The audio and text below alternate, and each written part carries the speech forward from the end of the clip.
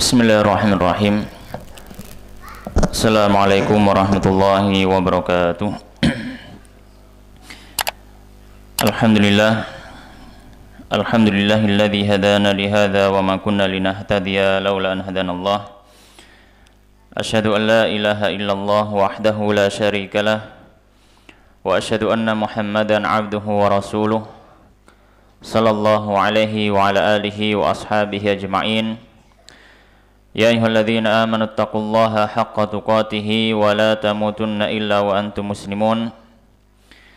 Amma ba'd.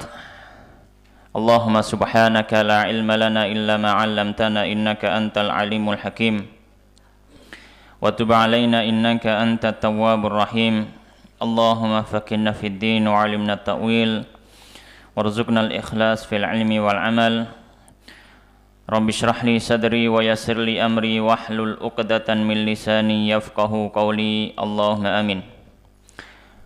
Ma'asyiral muslimin, jamaah rahimani wa rahimakumullah. Alhamdulillah, kembali kita bersyukur pada Allah Subhanahu wa taala karena pada malam hari ini Allah Subhanahu wa taala masih mengizinkan kita kembali untuk bermuajahah, bermajelis, berkumpul dalam rangka tafaqquh fiddin, dalam rangka mempelajari agama Allah Subhanahu wa taala. Wabil khusus kita melanjutkan kajian kita membaca mengkaji kitab Matan Abu Syuja' atau Matan Takrib, yang kitab ini adalah kitab ringkasan fikih menurut mazhab al-Imam Syafi'i rahimallahu taala. Dan pada pertemuan yang sebelumnya kita sudah membahas pembahasan dari sholat khauf beserta tentang permasalahan yang disebutkan oleh musannif yang berhubungan dengan masalah peperangan, yaitu tentang masalah fikih berpakaian dan memakai perhiasan.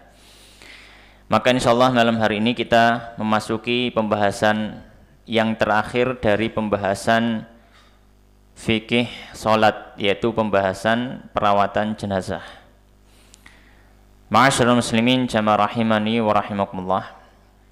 Sebelum kita membaca kitabnya, membaca Matan Takrib, maka ada beberapa hal yang perlu kita sampaikan sebagai pengantar dari pembahasan fikih perawatan jenazah ini.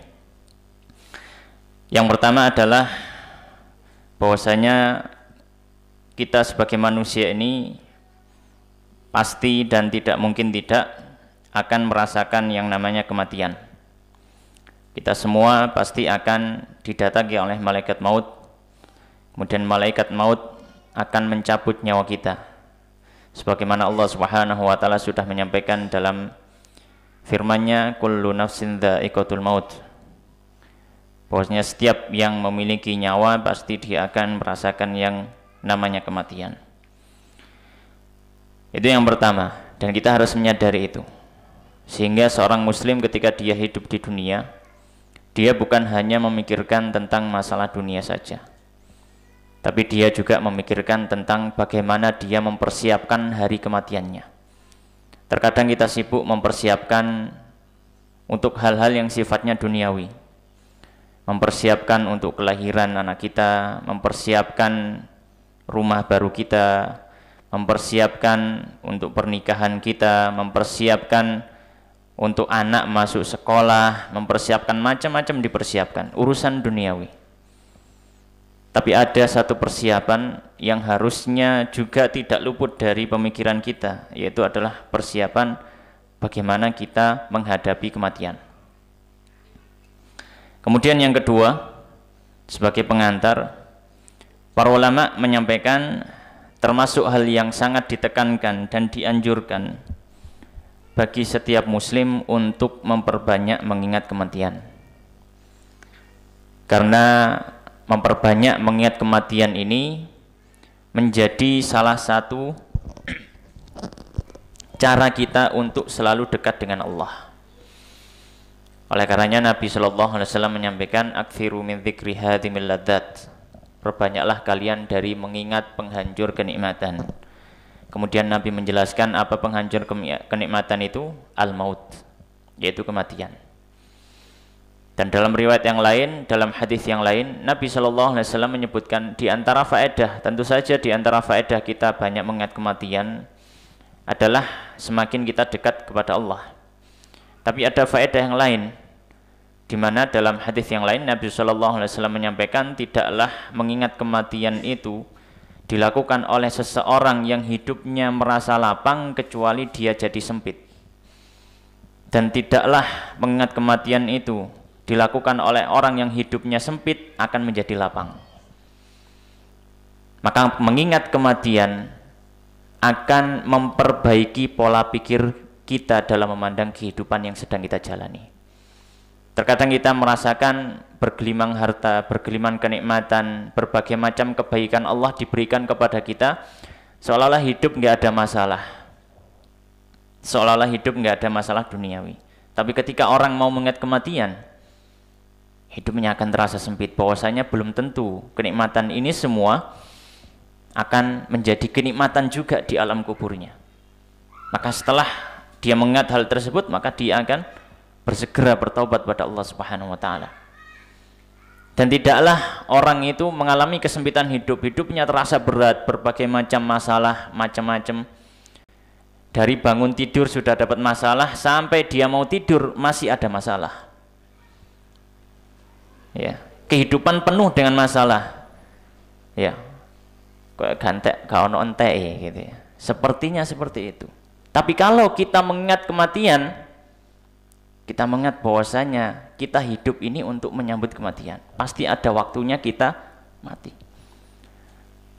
Maka kita akan berubah cara pandangnya, bahwasanya semua ini tidak akan membuat saya lemah. Semua ini tidak membuat saya semakin jauh dari Allah. Akhirnya dia merasa lapang, ya sudah dijalani saja. Ya, sudah apa? Dijalani saja. Ya. Sehingga dia merasa lapang, seolah-olah kesempitan hidup itu menjadi problem bagi orang lain, tapi orang yang banyak mengingat kematian, dia bukan menjadi problem. Baik, para ulama menyampaikan, ya ini pengantar yang kedua, bahwasanya hendaknya dianjurkan, bahkan sangat-sangat dianjurkan kita untuk memperbanyak kematian. Ya. Sebagaimana yang Nabi Shallallahu Alaihi Wasallam sampaikan tadi. Ya. Kemudian lebih ditekankan lagi keanjurannya mengingat kematian adalah bagi orang yang sedang sakit, bagi orang yang sedang mengalami sakit. Ya. Karena sakit itu adalah salah satu muqaddimatul maut, pengantar menuju kematian seseorang. Meskipun nggak semua orang mati karena sakit, tapi paling tidak sakit itu menjadi salah satu tanda bahwasanya dia akan mengakhir, atau dia akan berakhir ajalnya, atau sudah habis waktu hidupnya di dunia. Maka orang yang sedang sakit, maka lebih dianjurkan lagi untuk memperbanyak mengingat kematian. Dan faedahnya atau dampak yang ditimbulkan ketika kematian adalah dengan banyak bertobat dan istighfar pada Allah Subhanahu wa taala. Kemudian ma'asyiral muslimin jamaah rahimani wa rahimakumullah, ketika seseorang sedang dalam kondisi sakit, maka dianjurkan bagi orang yang lain, sesama muslim khususnya, untuk menjenguk. Ini disunahkan bagi orang muslim yang lainnya, disunahkan untuk menjenguk saudaranya yang sakit. Bahkan para ulama mengatakan tidak dipersyaratkan orang yang sakit yang kita jenguk itu adalah seorang muslim. Syaratnya hanya dia manusia. Maka kalau kita punya tetangga kafir, tetap dianjurkan untuk menjenguk. Ya, sebagaimana disampaikan oleh para ulama. Dan ini juga dipraktekkan oleh Nabi Shallallahu Alaihi Wasallam. Nah, apa yang dilakukan oleh orang yang menjenguk? Maka tergantung posisi orang yang sakit ini. Kalau misalkan orang yang sakit ini adalah orang yang terkena penyakit yang masih besar harapan untuk dapat kesembuhan dari Allah, didoakan kesembuhan. Ya, didoakan kesembuhan. Itu yang disampaikan oleh para fuqaha. Tapi kalau misalkan orang yang mengalami masa sakit ini, dia terkena penyakit yang sudah kecil sekali kemungkinan dia untuk sembuh dan untuk kembali sehat. Ya, para dokter misalkan sudah menetapkan ini penyakit ini sudah membawa kepada ajalnya. Ya. Maka para ulama menyampaikan, maka ketika itu didoakan orang ini untuk atau diberikan nasihat orang ini untuk banyak bertobat dan beristighfar pada Allah Subhanahu wa taala. Ya. Kemudian catatan yang berikutnya, ini bagi orang yang menjenguk orang sakit. Adapun orang yang sakit sendiri, ketika dia sakit, wabil khusus mungkin ketika dia menjelang ajalnya, hendaknya dia husnudzon kepada Allah. Maka termasuk kondisi yang seorang muslim itu lebih menguatkan sisi harapnya kepada Allah, itu adalah ketika dia sakit dan mungkin menjelang kematiannya. Karena sebagaimana kita tahu bahwasanya dalam kehidupan seorang muslim tidak akan terlepas dari namanya khauf dan roja, rasa takut pada Allah, rasa harap pada Allah. Hukum asalnya dalam kondisi normal hendaknya ini imbang, tapi dalam beberapa kondisi ada yang lebih kuat.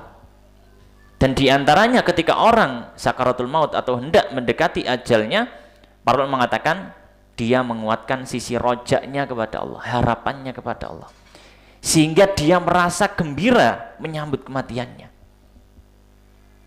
Karena itu cirinya orang mukmin, dia gembira dengan kematiannya. Kalau orang kafir, dia merasa takut dengan kematiannya. Ya, maka orang yang sudah mendekati ajalnya, tentu saja dia banyak beristighfar, bertobat kepada Allah, dan dia berhusnudzon pada Allah. Oleh karenanya dalam satu hadis Nabi SAW menyampaikan apa? La yamutan ahadukum illa wa huwa yuhsinu adzanna billahi azza wajal. Janganlah salah seorang dari kalian itu meninggal kecuali dia husnudzon kepada Allah Subhanahu wa taala. Sehingga apa? Sehingga dia sangat-sangat rindu untuk menyambut Allah Subhanahu wa taala. Ya. Kemudian ma'asyiral muslimin jamaah rahimani wa rahimakumullah. Setelah seseorang itu menjalani sakaratul maut, dan setiap dari kita pasti akan merasakan sakaratul maut ini, akan merasakan nyawa kita dicabut dari jasad kita. Roh kita akan dicabut oleh malaikat maut dari jasad kita, dan itu pasti akan dirasakan oleh kita semua. Maka setelah seseorang itu meninggal, ada beberapa hal, ya, ada beberapa hal yang dianjurkan, ya. Atau sebelum itu, termasuk hal yang dianjurkan oleh para ulama ketika sedang menunggu orang yang mendekati ajalnya, sakaratul maut. Termasuk yang disunahkan oleh para fuqaha adalah mentalkin. Yang pertama adalah apa? Mentalkin. Ketika menunggu orang yang sedang sakaratul maut, ditalkin. Ya. Dan talkin ini hanya, ya, tata cara talkin ini hanya mengucap kalimat tauhid di telinganya, dan tidak perlu menyuruh yang bersangkutan untuk mengulangi, dan diucapkan dengan lembut dan tidak terkesan memaksa. Jadi ucapkan saja di telinganya la ilaha illallah, ya, la ilaha illallah, diucapkan semacam itu, dan tidak terlalu memaksa dan tidak disuruh untuk mengulangi. Ya, ikuti, enggak. Cukup ucapkan la ilaha di telinganya. Itu tata cara talqin yang disampaikan oleh para fuqaha. Ya. Sebagaimana hal ini sudah kita ketahui dari hadis yang masyhur dari Nabi sallallahu alaihi wasallam, beliau menyampaikan lakinu mautakum bila ilaha illallah. Talqinlah mautakum, orang yang wafat, yang hendak wafat maksudnya, dari kalian dengan ucapan la ilaha illallah.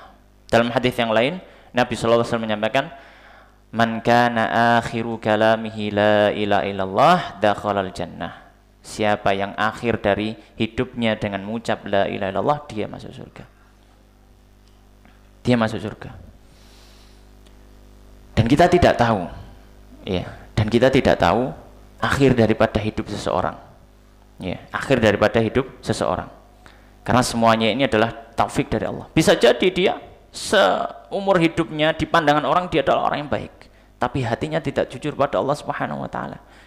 Bisa jadi terhalang dari mengucapkan kalimat tauhid. Ya, tapi bisa jadi ada hal-hal yang mungkin di pandangan manusia orang ini buruk. Tapi dia punya hati yang bersih, dia punya hati yang tulus pada Allah, kerinduannya kepada Allah, ingin bertobat pada Allah. Dia dimudahkan untuk mengucapkan apa? Kalimat tauhid. Maka ketika kita mendekat diri pada Allah, jangan hanya mendekat dengan fisik, mendekat juga dengan hati.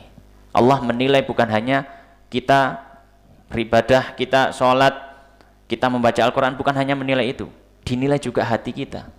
Apakah kita jujur, apakah kita ikhlas karena Allah atau karena ada unsur-unsur lain. Yang pertama adalah apa? Mentalkin. Dan para fuqaha menyampaikan, ya, hendaknya yang mentalkin daripada orang yang sedang sakaratul maut ini adalah orang yang paling sayang dan disayangi oleh si calon jenazah. Iya. Orang yang paling disayangi dari calon jenazah. Kemudian yang kedua, termasuk yang dianjurkan oleh para fuqaha ketika orang sedang mengalami sakaratul maut adalah membacakan surat Yasin. Jadi membacakan surat Yasin itu disunahkan bukan setelah kematian seorang, tapi ketika mengantarkan orang menuju kematiannya. Sebagaimana dalam hadis yang diriwayatkan oleh Imam Abu Dawud, Ashabus Sunan dan sebagainya, meskipun sebagian ulama hadis mendhaifkannya, tapi banyak para ulama yang menghasankan dan bahkan mensahihkan. Di mana Nabi sallallahu alaihi wasallam menyampaikan, "Iqra'u Yasin ala mautakum." Au iqra'u ala mautakum Yasin. Bacakanlah kepada orang yang hendak meninggal. Jadi ala mautakum kita bisa lihat di semua syuruhal hadis, syarah-syarah hadis, ala mautakum bukan orang yang sudah meninggal, tapi yang akan meninggal. Dan ini disampaikan oleh ulama Syafi'iyah juga. Kesunahan membaca surat Yasin ini dibaca ketika apa? Jenazah itu atau calon jenazah akan meninggal, orang itu akan meninggal. Maka disunahkan membaca surat Yasin. Di antara hikmah yang disampaikan oleh para fuqaha, karena di dalam surat Yasin itu mengingatkan tentang kematian, mengingatkan tentang azamatillah, keagungan Allah Subhanahu wa taala, mengingatkan tentang kampung akhirat. Ya, maka ini termasuk yang dianjurkan ketika orang menghadapi apa? Sakaratul maut. Kemudian ketika seorang sudah melepas, ya, sudah terlepas nyawanya dari tubuhnya, maka ada beberapa hal yang hendaknya dilakukan oleh orang-orang yang di sekitarnya. Ya, yang pertama, kalau misalkan jenazah itu posisinya dalam kondisi tubuh yang tidak lurus, maka diluruskan seperti yang sudah kita ketahui. Ya, diluruskan dengan posisi ya tangan bersendekap, kaki merapat. Kemudian kalau mata itu masih terbelalak dipejamkan. Ya. Kemudian mulut ketika mungkin dalam kondisi menganga maka ditutup, ya, dikatupkan. Ya, kemudian para ulama juga menganjurkan, ya, kalau bagian mata ini supaya tidak terbuka kembali bisa ditutup dengan koin. Kalau misalkan apa namanya mulut ini supaya tidak terbuka lagi maka bisa diikatkan ke kepala. Demikian juga dengan kaki, ya, supaya dia bisa merapat maka bisa jempolnya saling diikatkan. Ya. Kalau misalkan sudah sedikit kaku, ya lumayan kaku, ya maka bisa diluruskan pelan-pelan, ya, dengan ya, air hangat, ada yang air hangat, ada yang air teh, gitu ya, macam-macam. Ya, intinya adalah diposisikan dengan posisi yang baik, ya. Dan sebelum itu, ya, dilepas pakaiannya, kemudian dia ditutup dengan sebuah kain. Ya, ditutup dengan sebuah kain untuk persiapan nanti dirawat jenazahnya. Baik. Maka ini beberapa hal yang menjadi pengantar kita untuk perawatan jenazah.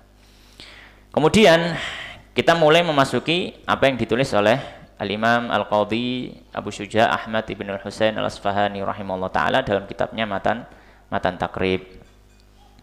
Bismillahirrahmanirrahim. Qala al-musannifu rahimallahu ta'ala wa nafa'ana bi ilmi fid dunya wal akhirah wa dakhalahu fasiha jannatihi wa taghammadahu bi rahmatihi. Allahumma amin. Faslun, pasal yang baru.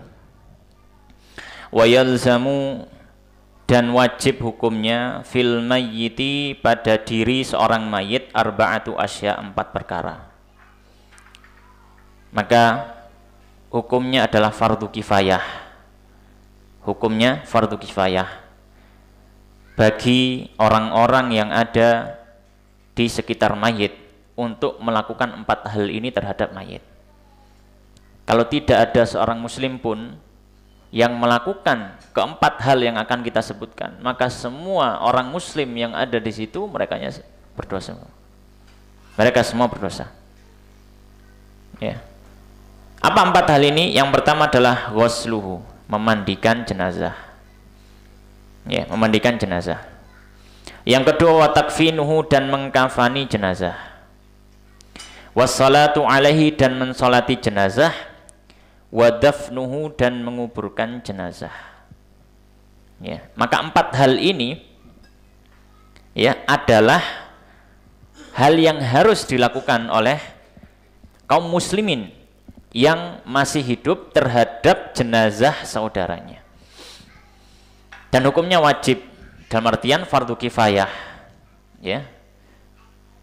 Alasannya apa? Dalilnya apa? Bahwasanya 4 hal ini wajib. Dalilnya adalah ijma' kaum muslimin. Oleh karena dalam syarahnya Tadhib, ya,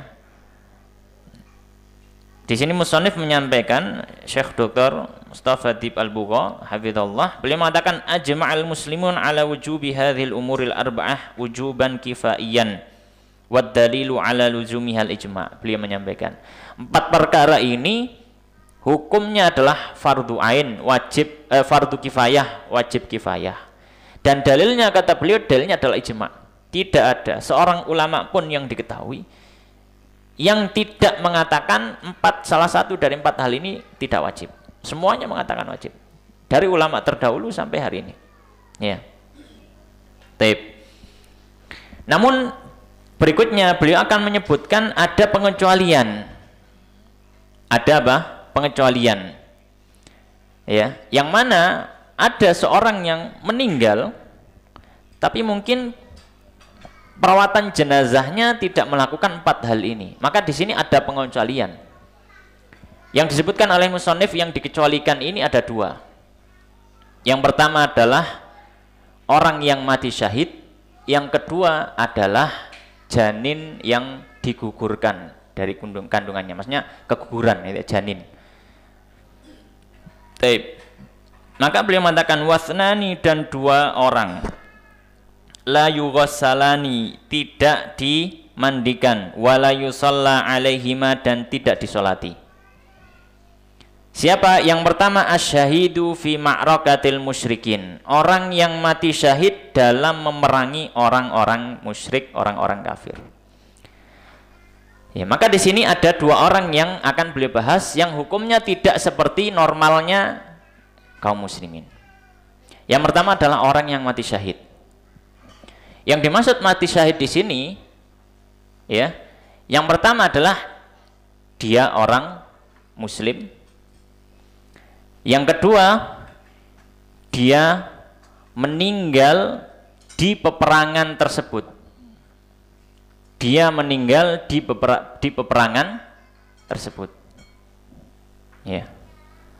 Maka di sini kalau misalkan, ya, dia habis perang, kemudian pulang ke rumah, dapat 2 hari dia meninggal, maka ini tidak dihukumi syahid yang akan kita bahas. Maka yang pertama dia muslim, dia adalah orang yang meninggal di peperangan tersebut. Kemudian yang ketiga, peperangan tersebut melawan orang kafir. Maka tidak termasuk hukumnya kalau melawan sesama muslim. Ya.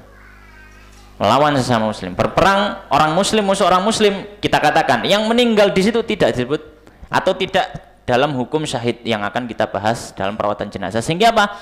Jenazahnya orang yang meninggal dalam peperangan antara orang muslim dan orang muslim dirawat secara normal. Dirawat secara normal. Ya. Maka kalau orang sudah memenuhi 3 syarat ini, yang pertama dia muslim, dia meninggal di medan perang itu, yang ketiga dia merawan orang kafir, kalau dia meninggal di medan perang itu, maka yang pertama diharamkan untuk dimandikan. Bukan cuma nggak boleh, diharamkan untuk dimandikan. Jadi dia jenazahnya tidak perlu dimandikan. Yang kedua, diharamkan juga untuk disolati. Diharamkan untuk disolati. Yang dilakukan apa? Yang dilakukan hanya 2, ya, yaitu dia dibungkus dengan kain kafan, kemudian dia dikebumikan. Ya. Adapun memandikan, adapun mensolati, maka ini terlarang, bahkan para fuqaha menyampaikan diharamkan. Ya. Baik. Itu yang pertama, yaitu apa? Syahid. Yang kedua adalah wasiqtu, dan janin.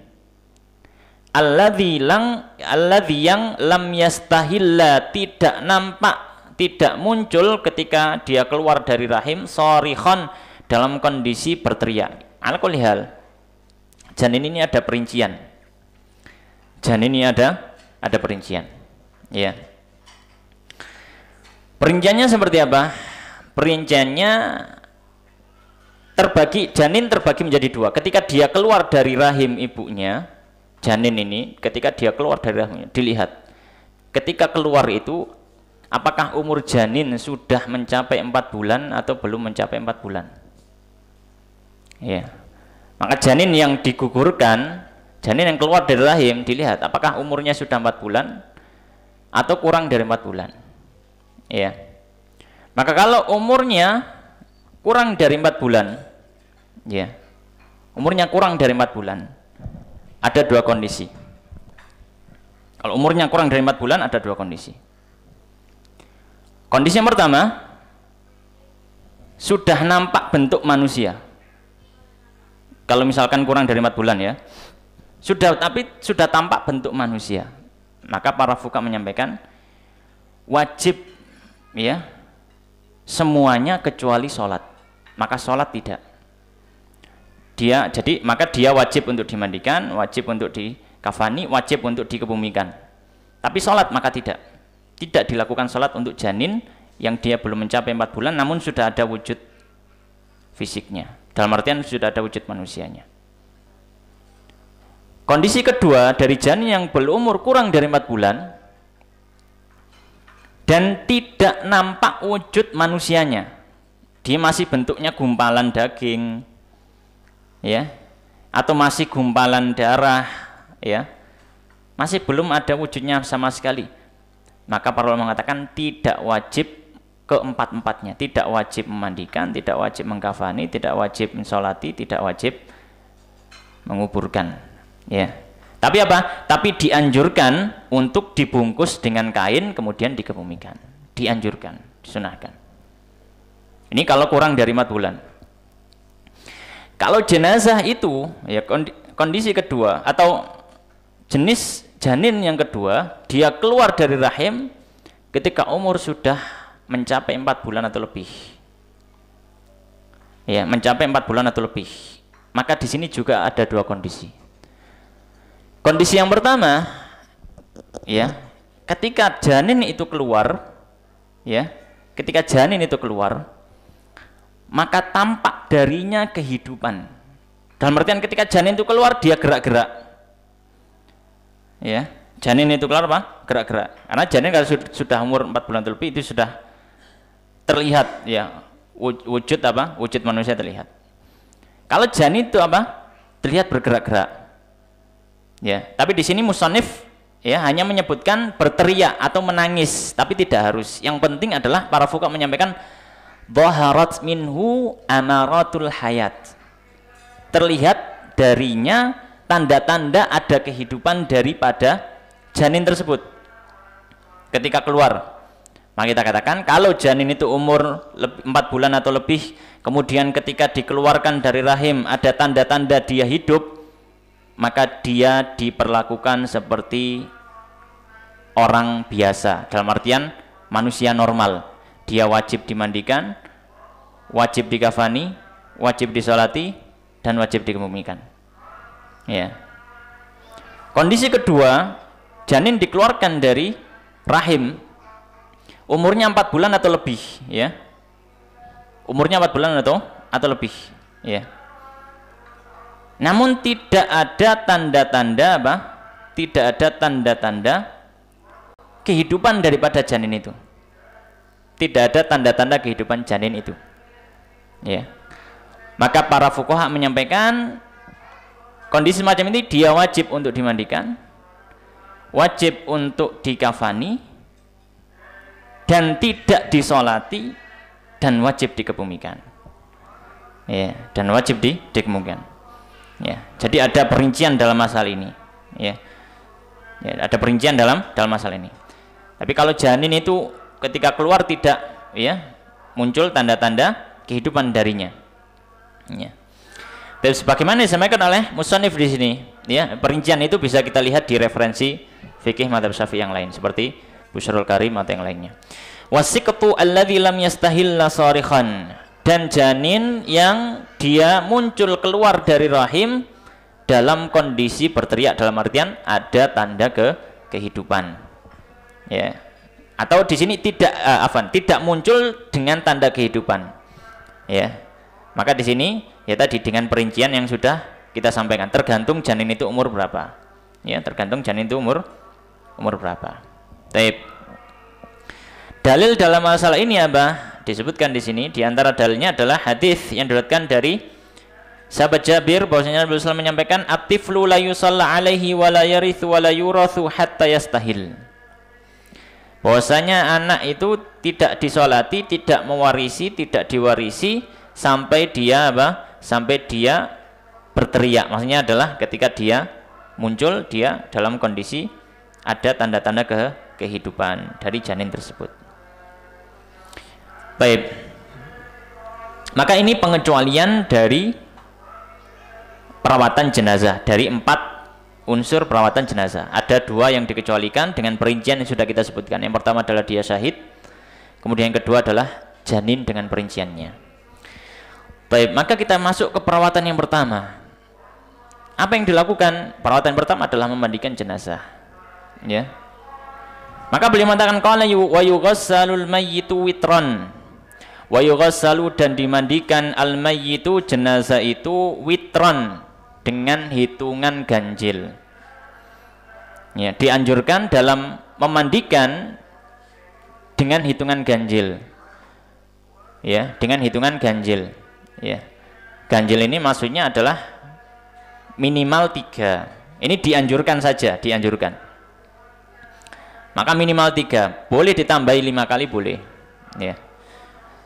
Maka kata beliau wa yakunu fi awwali ghuslihi, maka hendaknya di awal dia memandikan sidrun, ada campuran bidara, ya. Campuran apa? Bidara, sidrun, ya. Wa fi akhirih, dan di akhir daripada basuhannya syai'un min kafur, ya, sebagian dari kafur, ya. Kalau sekarang biasanya diganti dengan kapur barus, ya, tidak ada masalah. Tep. Fa'ala kulli hal. Jadi tata cara memandikan jenazah, ya. Tata cara memandikan jenazah. Yang pertama, kalau, ya, kita melihat tempat dulu. Tapi yang paling enak memang ditidurkan jenazah itu di tempat tersendiri. Karena di beberapa tempat itu ada yang masih dipondong. Tanpa gitu kok, dipondong nama di. Kalau di tempat saya masih digendong, jenazah itu digendong sama orang gitu. Jadi tidak diletakkan di di tempat tersendiri, di ranjang, itu enggak. Yang paling enak diletakkan di ranjang. Maka apa yang dilakukan ketika jenazah itu diletakkan di tempat, ya, pembaringannya, bagi orang yang memandikan, yang pertama adalah hendaknya dipastikan bagian kepala sedikit terangkat, lebih tinggi daripada badannya. Supaya apa? Supaya air tidak masuk ke hidungnya atau masuk ke mulutnya, sehingga apa? Menyebabkan jenazah itu semakin cepat pembusukannya. Karena makin banyak kandungan air kan makin cepat pembusukannya. Sehingga apa? Sehingga jenazah itu diangkat kepalanya. Bisa dengan tangan seseorang megangi atau mungkin dipegangi dengan sesuatu. Kemudian yang kedua, setelah dipastikan kepalanya terangkat, ya, kemudian mulai membersihkan kotorannya, ya, membersihkan kotorannya dengan mengurut bagian perut ke bawah dengan lembut, dipeluruti, tapi dengan apa? Dengan lembut, ya. Dan ini kondisi jenazah tidak terbuka, tersingkap semuanya, ya, tapi tertutup, ya, bagian antara pusar dengan lututnya ditutup kain, ya. Jadi tidak terbuka semuanya, sehingga orang yang memandikan juga tidak melihat aurat kepada si mayit, ya. Maka dibersihkan, ya. Setelah dipeluruti dikira sudah bersih, kemudian mulai membersihkan area sau'atain, membersihkan area kemaluan dan dubur. Kemudian mulai dibersihkan, ya, dengan sarung tangan bisa, ya. Kemudian dengan digerojok air, ya, ada yang bagian gerojok, ada yang bagian membersihkan. Setelah sudah selesai, ya, membersihkan bagian sau'atain, ya, kemudian mulai membersihkan area-area wudhu. Ini yang dimaksud dengan mewudhukan mayit, ya. Mulai membersihkan area-area wudhu, ya. Dimulai dari mana? Dimulai dari membersihkan hidung dan mulut, ya. Mulai dibersihkan hidungnya, ya, kemudian mulutnya, ya, dengan kain atau yang semacamnya, kemudian 3 kali, ya. Kemudian, ya, setelah itu, ya, wajahnya disirami dengan apa namanya, bilas dengan air dengan lembut, ya. Kemudian setelah itu tangannya juga, ya, sambil digosok, ya, tangan dari siku sampai ujung tangan sambil digosok-gosok, ya, tangan kanan kemudian tangan kiri. Kemudian setelah itu bagian kepalanya, ya, bagian kepalanya, ya, di apa namanya, ratakan air itu, diusap-usap ke sana. Kemudian bagian telinga setelah itu dibersihkan, ya. Kemudian bagian kaki, ya, telapak kaki sampai mata kaki sambil menyela-nyela bagian jari jemari kaki. Maka ini namanya mewudhukan mayit, ya, mewudhukan mayit. Sudah selesai, maka setelah itu mulai meratakan air ke bagian rambut jenazah tersebut jika memang, ya, diperlukan untuk meratakan, ya, karena mungkin rambutnya tebal sehingga perlu untuk apa, meratakan mayit, meratakan air ke rambut itu, maka diratakan, ya, diratakan, ya, di sela-sela juga rambutnya. Kemudian apa namanya, dihamparkan kalau rambutnya panjang, kalau perempuan, ya. Kalau sudah selesai, ya, maka mulai membasuh bagian tubuh, seluruh bagian tubuh yang bawah, ya, karena bagian kepala sudah bersih semua. Malah membasuh bagian tubuh yang bawah. Jadi dari pundak, dimulai dari sebelah kanan, dari pundak sampai ke ujung kaki, ya, dimulai dari sebelah kanan, kemudian setelah itu yang sebelah kiri, ya, dari sebelah kanan kemudian apa, sebelah kiri, ya. Kemudian itu basuhan pertama, ya. Ini apa? Basuhan pertama. Dan basuhan pertama kata musannif di sini hendaknya dicampur dengan apa? Dengan daun bidara kalau ada, ya, yang membersihkan gitu, ya, yang membersihkan. Kemudian setelah itu basuhan kedua, maka basuhan kedua ini dibilas dengan air biasa, ya, membersihkan sisa-sisa bidara yang mungkin masih ada menempel di tubuh barangkali, kemudian disiramkan. Kemudian setelah itu basuhan ketiga. Nah, basuhan ketiga maka ini dicampur dengan kafur tadi, ya, atau mungkin di kita dengan kapur barus, ya, dicampur sedikit dengan kapur barus, kemudian dibilaskan. Ya, hikmahnya para ulama, ya, kalau sidr itu kalau zaman dulu memang untuk kebersihan badan, jadi dia kan apa namanya, membuat keset gitu, ya. Kalau kafur maka ini untuk wewangian sekaligus dalam tanda kutip, ya, ada sisi pengawetan, ya. Jadi diberi apa? Diberi kapur barus tadi. Nah, ini selesai proses memandikan jenazah. Setelah jenazah sudah selesai dimandikan, maka dia dipindah ke tempat yang lain untuk melakukan proses yang kedua atau perawatan yang kedua. Apa perawatan kedua? Yaitu dikafani. Maka beliau mengatakan qala wa yukaffanu fi salasati aswabin bid. Beliau mengatakan, jadi di matan takrib ini beliau hanya menyampaikan sekilas ya, tidak lengkap gitu ya. Kita lengkapi sendiri. Wa yukaffanu, dan dikafani fi salasati aswab, di 3 kain bidin yang berwarna putih, laisa fiha qamisun, yang tidak ada baju ya, tidak dijahit baju gitu ya, wala imamah, dan tidak ada juga imamah, dalam artian kain lembaran ya, kain apa? Kain lembaran. Maka dalam mengkafani jenazah ini kita lihat jenazahnya. Kalau jenazah laki-laki, maka yang afdal disunahkan membeli kain kafan dengan 3 lapis, ada yang afdal ya. Dan setiap lapisannya menutupi jenazah dari kepala sampai kaki, setiap lapisannya ya, dianjurkan semacam itu. Ini kalau jenazahnya laki-laki. Kalau jenazah perempuan, maka yang paling afdal 5 lapis ya, 5 lapis. Tapi tidak semuanya itu dari ujung kepala sampai ujung kaki ya. Jadi ada 3 kain yang dia lebih pendek daripada kain yang lembaran. Maka kain pendek ini fungsinya nanti diletakkan yang pertama di bagian atas, dibentuk nanti seperti kerudung ya, dalam artian ketika apa namanya kafani nanti dilipatkan ya ke kepalanya, kemudian apa ya, di apa namanya ditahan seperti itu. Kemudian yang kedua diletakkan di tengah sehingga menutupi ya, mengikat ya dari pundak ya sampai ke bawah ya, sampai ke paha atau mungkin ke lutut ya, ditutupkan ya. Setelah itu lapisan ketiga, kain ketiga diletakkan dari pusar sampai ke bawah sampai ke ujung kaki ya. Ya ini namanya ya, disebutkan ada khimar ya, ada komis ya, ada rida, ada izar, itu kalau wanita. Kemudian setelah 3 itu tadi, di bawahnya ada 2 lapis kain. 2 lapis kain ini yang besarnya dan lebarnya cukup untuk menutup seluruh bagian tubuh dari jenazah tersebut ya.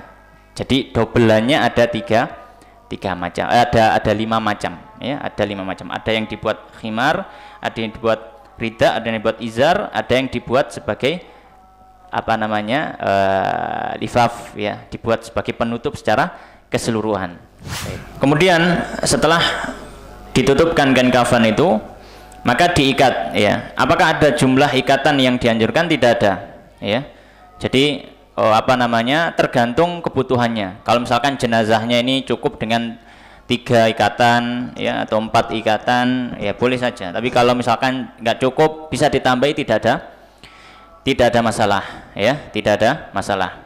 Kemudian diantaranya juga dianjurkan ya untuk kain kafan ini berwarna putih ya, dan ini sifatnya sunnah, tidak wajib ya. Ustaz napa wangsal misalkan kain kafani pun warnanya hijau, boleh, silakan. Tapi yang afdal adalah berwarna putih ya. Sebagaimana dalilnya adalah hadis dari Sayyidah Aisyah radhiyallahu taala anha, beliau mengatakan anna Rasulullah sallallahu alaihi wasallam kuffina fi thalathati athwabin yamaniyah bidin suhuliyah min kursuf laisa fihinna qamis wala imamah. Bahwasanya Nabi sallallahu dikafani dengan 3 lapis kain dari Yaman berwarna putih jenis suhuliyah ya, terbuat dari semacam katun yang tidak ada bagian komis, bagian atasan, wala imamah, tidak juga ada bagian imamahnya. Baik, nah, maka ini dalam mengkafani ya. Dan ketika mengkafani mengkafani jenazah ini dianjurkan juga nanti sambil diberikan wangian pada jenazah tersebut ya, disunahkan diberikan wangian pada jenazah tersebut. Kemudian berikutnya, setelah selesai dikafani, maka perawatan yang ketiga yaitu mensolati. Maka tata cara sholat yang sudah masyhur kita ketahui ya, dilihat dulu jenazahnya ini ya. Kalau dia adalah jenazah laki-laki, maka posisi imam berada di bagian kepala. Kalau misalkan dia jenazah perempuan, maka posisi imam berada di tengah-tengahnya. dan kepala jenazah menghadap atau ke arah utara, ya, dan kaki ke arah selatan. Kemudian beliau menyampaikan qala al-musannif rahimahullah wa yukabbiru alaihi arba'at takbirat, dan bertakbir salat atas jenazah tersebut dengan 4 kali takbir, ya, dengan 4 kali takbir. Yaqra'ul Fatihata ba'dal ula, dia membaca surat Al-Fatihah setelah takbir yang pertama. Maka ketika mulai salat, ya, dengan menghadap kiblat, ya, posisi jenazah berada antara imam dan orang yang salat dengan kiblatnya. Kemudian bertakbir seperti salat biasa, Allahu Akbar, ya. Setelah Allahu Akbar, ya, maka yang dibaca di sini adalah ta'awudz kemudian Al-Fatihah, ya. Tidak perlu membaca doa iftitah, ya. Jadi membaca ta'awudz kemudian membaca Al-Fatihah. Sebagaimana disampaikan oleh musannif di sini. Yaqra'ul Fatihata ba'dal ula. Ya. Sebagaimana diriwayatkan Imam Bukhari dari sahabat Talha bin Abdullah bin Auf, beliau mengatakan shallaitu khalfa bin Abbas ala jenazah faqara'a bi Fatihatil kitab. Ya. Bahwasanya sahabat Ibnu Abbas pernah mengimami salat jenazah dan beliau membaca surat Al-Fatihah. Jadi setelah takbir membaca ta'awudz, a'udzubillahi minasyaitonirrajim, kemudian bismillahirrahmanirrahim, alhamdulillahirabbil alamin, dan seterusnya. Kemudian setelah itu wa yusalli 'alan nabi, dan bersalat kepada Nabi sallallahu alaihi wasallam ba'da tsaniyah, setelah takbir kedua. Maka setelah selesai membaca Al-Fatihah sampai amin, ya, kemudian dia bertakbir lagi, Allahu Akbar. Setelah takbir kedua maka dia membaca shalawat Ibrahimiyah, ya, Allahumma shalli 'ala Muhammad wa 'ala Muhammad, dan seterusnya. Ya, sampai selesai salawat, ya. Sebagaimana hal ini dilandasi dari hadis yang diriwayatkan oleh Imam Syafi'i dalam musnadnya, ya, bahwasanya telah mengabarkan seorang sahabat Nabi sallallahu alaihi wasallam anna sunnata fi shalah 'alal janazah an yukabbirul imam thumma yaqra'u bi Fatihatil kitab ba'da takbiratil ula sirran fi nafsihi thumma yusalli 'alan nabi sallallahu alaihi wasallam. Ya, termasuk sunnah adalah membaca surat Al-Fatihah secara sir, secara pelan, lalu setelah itu membaca salat kepada Nabi sallallahu alaihi wasallam. Kemudian setelah takbir kedua kemudian dia bertakbir ketiga, wa yad'u lil mayyiti, dan berdoa kepada jenazah ba'da tsalitsah, setelah takbir ketiga. Maka setelah membaca salawat takbir kedua kemudian dia bertakbir lagi, takbir ketiga, Allahu Akbar, kemudian baca doa. Doa yang masyhur yang dibaca, ya, Allahumma fillahu warhamhu wa'afihi wa'fu anhu wa rimnuzulahu, dan seterusnya. Ya, tapi di sini beliau mengutip sebuah doa, yang doa ini juga disebutkan oleh Imam Syafi'i dalam kitabnya Al-Um. Ya, percampuran antara beberapa riwayat yang ada dalam doa salat jenazah. Di sini disebutkan, ya, bisa membaca doa ini, Allahumma hadza 'abduka wa bunu 'abdaik kharaja min rawhid dunya wa sa'atiha wa mahbubuhu wa ahibba'uhu fiha ila dhulmatil qabri wa ma huwa laqihi kana yashhadu an la ilaha illa anta wahdaka la syarika lak wa anna Muhammadan 'abduhu wa rasuluh wa anta a'lamu bihi minna.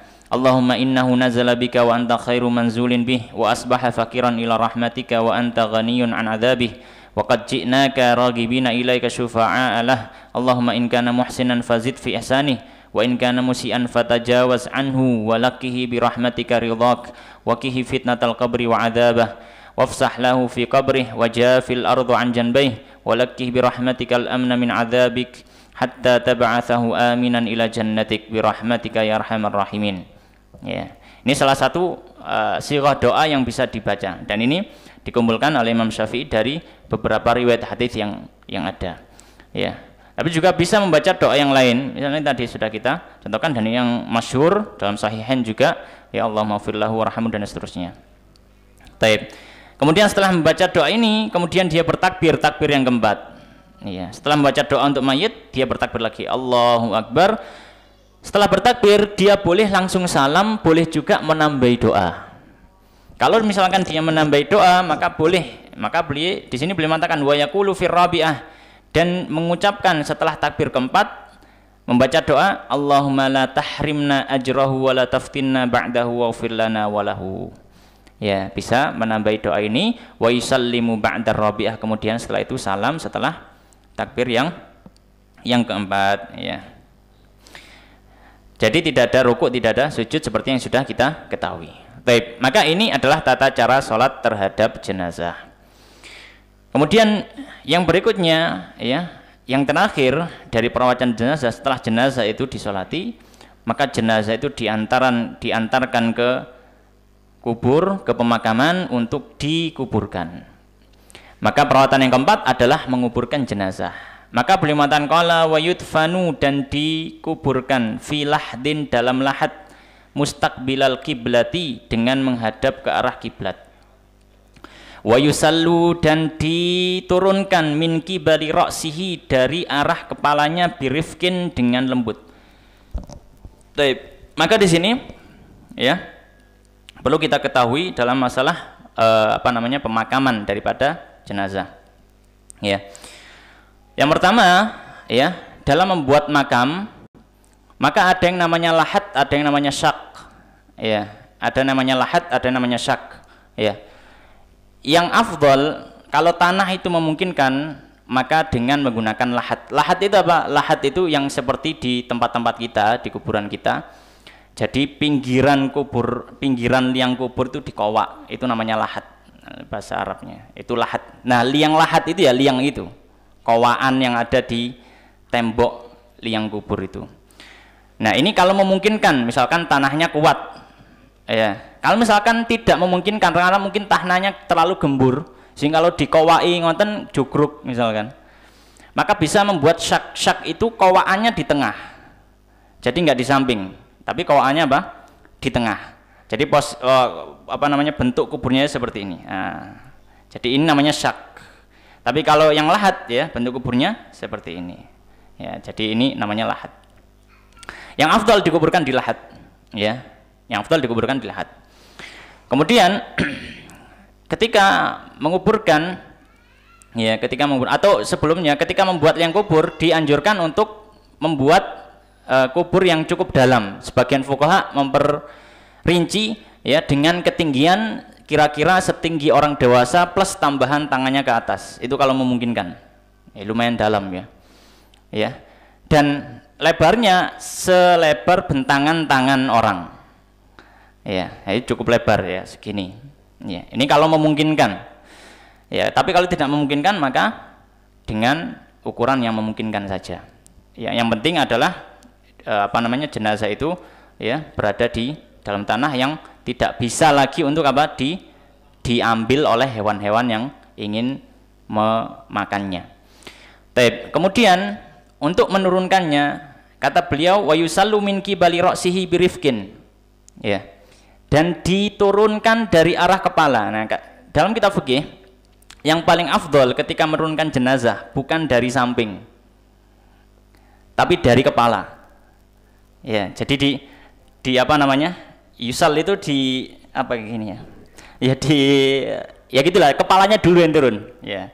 Jadi kalau di tempat kita kan biasanya umumnya samping gini kan ya. Jadi jenazah itu turun bersamaan. Tapi ini yang afdal ya, ini sebelah utara sana ya. Jadi jenazah disuruh turunkan kepala dulu ya. Kemudian kepalanya turun, kakinya terakhir ya. Sehingga tidak langsung tidak langsung jatuh jenazah itu, tapi jatuhnya pelan. Nah, ini namanya yusal min kibali ra'si, itu yang disebut dalam ini. Yusal min kibali ra'si. Sebagaimana dalam hadis riwayat Abu Dawud, ya, bahwasanya Abdullah bin Yazid al-Khatmi as-sahabi adkhala al-Harith al-qabra min kibali rihlail qabr. Rijlail qabr. Bahwasanya sahabat ini memasukkan orang ke dalam liang kuburnya dari kaki kuburan. Maksudnya kaki kuburannya dari arah selatan, kemudian diturunkan ke utara, dari kepalanya dulu. Kemudian ketika berada di liang lahat, hukumnya wajib ya menghadapkan jenazah ke arah kiblat. Hukumnya wajib menghadapkan jenazah ke arah kiblat. Ya. Kemudian dianjurkan setelah itu disunahkan, ini hukumnya sunnah ya, kalau menghadap kiblat itu wajib. Dan disunahkan membuat bantalan-bantalan untuk kepalanya dari dari tanah itu, sehingga kepala tidak terjatuh ya. Dan disunahkan juga membuka tali pocong yang atas dan menempelkan pipi jenazah ke tanah. Sebenarnya ada riwayat asar dari sahabat Umar atau sahabat yang lain ya. Nah, para ulama menyampaikan, bahkan kalau misalkan ada orang yang habis menguburkan jenazah kok dia lupa nggak menghadapkan ke arah kiblat, ini termasuk perkara yang membolehkan jenazah itu kuburan itu dibongkar untuk menghadap ke arah kiblat. Jadi menghadap ke arah kiblat itu wajib. Tapi membuka tali pocong ini sunnah. Ya, ini sunnah. Ya, dan termasuk hal yang ini termasuk juga gangguan setan ya, gangguan setan, bisikan setan adalah ketika orang itu tidak melepas tali pocong, pocongnya gentayangan, enggak ada seperti itu. Ya, pocong gentayangan itu ya memang jinnya ingin ingin menyesatkan. Jin atau setan itu pasti ada cara-cara untuk apa? Membuat orang jauh dari syariat itu pasti, apapun itu. Ya, maka akhirnya apa? Makamnya dibongkar karena ingin melepas tali pocong. Padahal para ulama mengatakan kalau sifatnya sunnah nggak boleh, haram hukumnya membongkar kuburan. Haram hukumnya membongkar kuburan itu kalau berhubungan dengan urusan wajib atau ada harta orang yang ikut terpendam di situ. Dan orangnya nggak ridho ya, Iya, itu. Jadi untuk hal-hal yang sifatnya wajib saja. Kalau sunnah nggak boleh dibongkar. Karena hukum asalnya kalau sudah dimakamkan dia punya kehormatan. Makam itu punya kehormatannya. Tidak boleh seperti aurat atau seperti kehormatan kaum muslimin. Ya. Taib. Dan ini adalah kehormatan jenazah ya makamnya itu. Taib. Kemudian wa yaqulul ladzi yulhiduhu, dan orang yang memasukkan jenazah sambil mengucapkan bismillahi wa ala millati Rasulillah sallallahu alaihi wasallam. Sambil memasukkan jenazah. Ya. Kemudian beliau mengatakan wa yudja'u, dan ditidurkan fil qabri, di kubur itu, ba'da an yu'ammaqa, setelah kuburannya itu digali dengan dalam, qamatan wa bastah, seukuran tinggi orang dan rentangan tangannya tadi kalau memungkinkan. Ya. Kalau memungkinkan. Kalau Nabi sallallahu alaihi wasallam menyampaikan apa?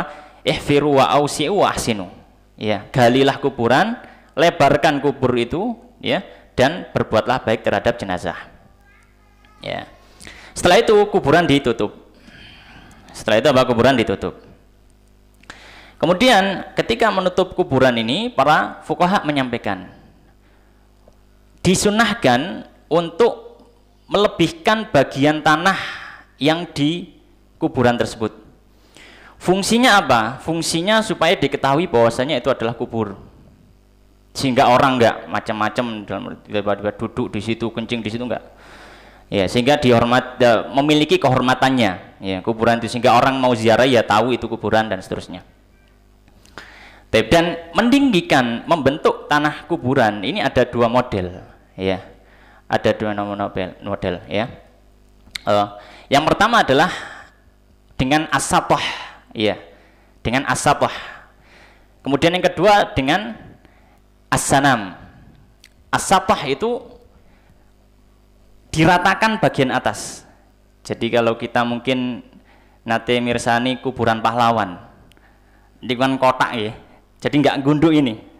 Gunduk ini namanya sanam, ya, namanya sanam. Karena diambil dari kata sanam itu punuk unta, karena ini dibuat seperti punuk gitu. Nah, para fuqaha menyampaikan dianjurkan bagian atasnya rata. Bagian apa? Bagian atasnya rata, tidak menggunduk ini, tidak menggunduk. Oleh karenanya beliau mengatakan wa yusattahul qabru, dan disatoh. Jadi diratakan, ya, bagian kubur itu, ya. Kemudian berikutnya walayu bena alaihi, dan tidak boleh diberikan bangunan di atasnya. Makanya bagus kalau sudah ada aturan, ya, dilarang mengkijing. Nah, itu benar, memang seperti itu aturannya. Ya, walayu bena alaihi, tidak boleh dibikinkan bangunan di kuburan tersebut. Ya. Walayu jassasu, dan tidak pula ditajassis, ya. Ya, tajassis itu ya semacam kapur atau pewarna-pewarna gitu ya. Intinya dihias lah, dihias semacam itu. Ya. Kenapa? Karena ada larangan dalam hari ini. Sebagaimana dalam hadis, diantaranya adalah hadis yang diriwayatkan oleh sahabat Ali bin Abi Thalib. Ya, beliau menyampaikan ala uba'ithuka ala ma ba'athani alaihi Rasulullah sallallahu alaihi wasallam. Ya, aku akan mengutusmu, ini sahabat Ali mengatakan kepada pegawainya, aku mengutusmu dengan apa yang Nabi mengutusku dengannya. Apa itu? An la tad'a timsalan illa tamastah, tidaklah engkau mendapati patung kecuali kau hancurkan, wala qabran musyrifan illa sawaitah, dan tidaklah kuburan yang dibangun berlebihan kecuali engkau ratakan. Ya.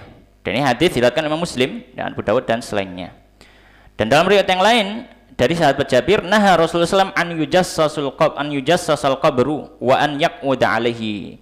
Ya, pokoknya dilarang mentajassis kubur, yaitu dengan memberikan jis semacam kapur-kapuran, pewarna dan seterusnya, dan tidak boleh duduk di atasnya, wa an yubna alaihi, dan tidak boleh diberikan bangunan di atas kuburan tersebut. Ya. Ya. Dan bahkan di sini kita baca syarahnya, syarah dari matan takrib ini yang disyarah oleh Dr. Mustafa Dib Al-Bugha, salah seorang ulama Syafi'iyah kontemporer yang terkenal yang masih hidup alhamdulillah sampai hari ini. Beliau mengatakan, ya,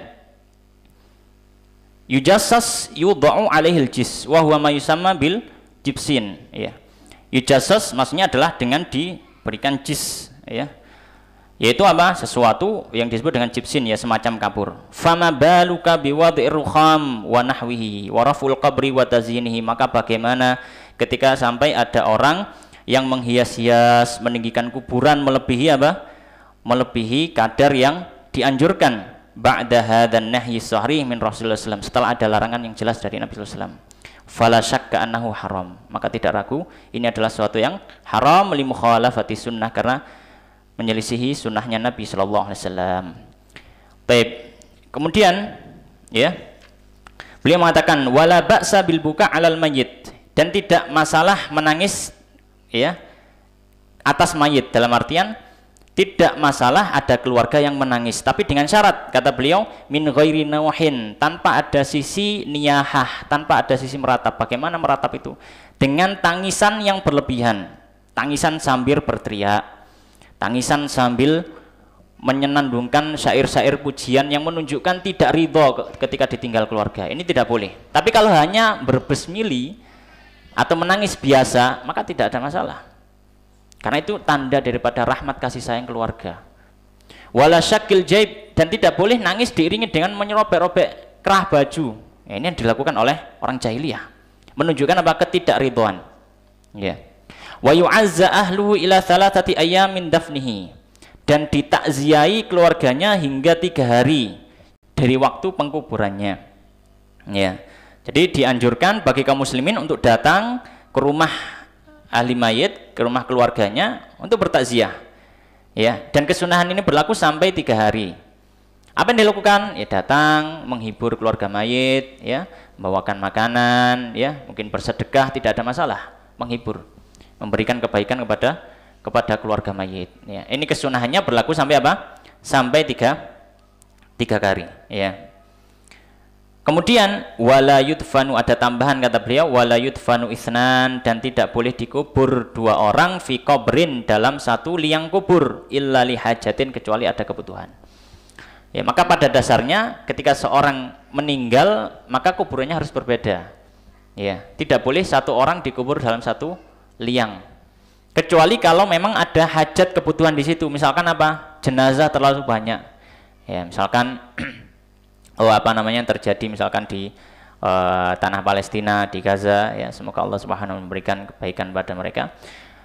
Banyak yang meninggal di sana dan sudah nggak ngatasi untuk bikin galian satu persatu, maka kemudian dijadikan satu, maka ini tidak ada masalah karena ada hajat dan kebutuhan. Tapi kalau selama tidak ada hajat, masih memungkinkan untuk bikin kuburan, maka tidak diperbolehkan untuk apa? Menyatukan, ya, 2 orang di dalam liang lahat. Juga termasuk hal yang disampaikan oleh para fuqaha yang perlu diperhatikan, ya, dan dilarang juga menyatukan, ya, area pemakaman antara orang muslim dengan orang kafir. Ya, maka kalau misalkan, ya, mau ada tempat makam untuk orang kafir misalkan di suatu kampung, silakan bikin, ya, petakan di sampingnya, tidak dicampur dalam satu area. Ya, tidak dicampur dalam satu area, dan ini disampaikan oleh para fuqaha, termasuk juga fuqaha Syafi'iyah dalam kitab-kitab fikihnya. Demikian, alhamdulillah kita selesai membahas fikih perawatan jenazah, dan dengan ini selesai pembahasan fikih salat. Insyaallah pertemuan berikutnya kita sudah memasuki pembahasan yang berikutnya dari fikih zakat. Demikian, wallahu taala alam, wa sallallahu wa sallim wa barik ala nabiyina Muhammadin wa ala alihi wa ashabihi ajma'in. Subhanakallahumma bihamdika asyhadu an la ilaha illa anta astaghfiruka wa atubu ilaik wa akhiru alhamdulillahirabbil alamin. Assalamualaikum warahmatullahi wabarakatuh.